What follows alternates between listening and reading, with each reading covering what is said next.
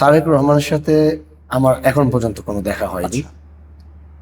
কিন্তু তিনার যে বাবা ছিলেন জি।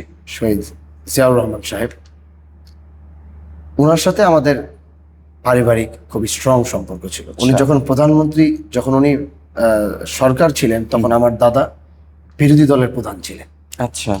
এবং ইতিহাস যদি আমি আমার বাবার সাথে আপনাকে বসিয়ে দিই তাহলে আরো গভীর ইতিহাস পাবেন। ইনশাল্লাহ বসবো। যখন জিয়াউর রহমান সাহেব দাদাকে, যখন তিনি ক্ষমতায় আসলেন, তখন তিনি দাদাকে বাংলাদেশের প্রেসিডেন্ট হওয়ার অফার করেছিলেন ক্ষমতায় আসার পরে। আচ্ছা আচ্ছা।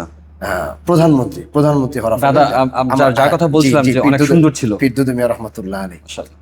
এবং তারেক সাহেব হয়তো জানবেন যে আমাদের ঐতিহাসিক এই পরিবারের সাথে তার বাবার কি সম্পর্ক ছিল। এবং জিয়া রহমান সাহেব যখন তিনি এই দায়িত্বে আছেন, তো দাদা যখন বিরোধী দলের প্রধান, তো বাইতুল মোকাররমে নামাজ পড়তেন। তো দাদাও বাইতুল মোকাররমে নামাজ পড়তেন, জিয়াউর রহমান সাহেব বাইতুল মোকাররমে নামাজ পড়তেন। তো দাদা তখন জিয়াউর রহমান সাহেব দাদাকে বললেন যে পিসাব চলেন আমরা আল্লাহর ঘরে যাই। তো দাদা কিন্তু তখন বিরোধী দলের প্রধান, আচ্ছা। আর জিয়াউর রহমান সাহেব তখন ক্ষমতাধরের প্রধান। তো আল্লাহর ঘরে কথা বলার পরে দাদা সেটা মানা করেনি, তারা একসাথে চলে গেলেন। তখন জাতীয় পত্রিকা ইয়ে হলো যে পিরদুদু মিয়া সাহেবকে কেনা হয়ে গেছে, মানে পিরদুদু মিয়া সাহেবকে কেনা হয়েছে, এরকম একটা কথা। তো সেই সফরে জিয়াউর রহমান সাহেবের সাথে মক্কা যান এবং বাইতুল্লাহর ভিতরে ঢুকেন, রাষ্ট্রীয় সফরে ছিলেন। দাদাজান রহমতুল্লাহ আলাই প্লেন থেকে নামার পরে প্রথমে জিয়াউর রহমান সাহেবের বিরুদ্ধে প্রথম স্টেটমেন্ট দিলেন রাজনৈতিকভাবে।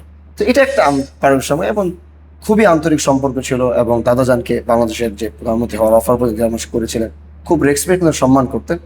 এজন্য আমি আমাদের জনাব তারেক রহমান সাহেবের কাছে আমার একটাই আবদার থাকবে, তার যদি রাজনৈতিক এই জায়গায় যদি তার রোল মডেল কেউ থাকে, আমার মনে হয় তার বাবা ছাড়া আশেপাশে আর কাউ তার প্রয়োজন নাই। রাইট।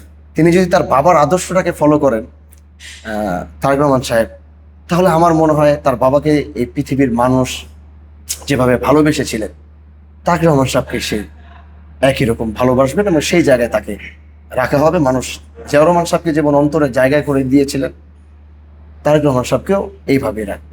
তো ইনশাআল্লাহ আপনি যেটা বললেন যে সংসদে গেলে অবশ্যই তার সাথে দেখা হবে, কথা হবে, সেই জায়গা থেকে অবশ্যই সেই কথাগুলো তার সাথে বলবো, দেশের জন্য কি করবেন সেই কথাগুলো বলবো, এবং এই যে জুলাই যোদ্ধাদের বিরুদ্ধে তার ভূমিকা কি থাকবে, তার সাথে সেই বিষয়গুলো অবশ্যই কথা বলবো ইনশাআল্লাহ।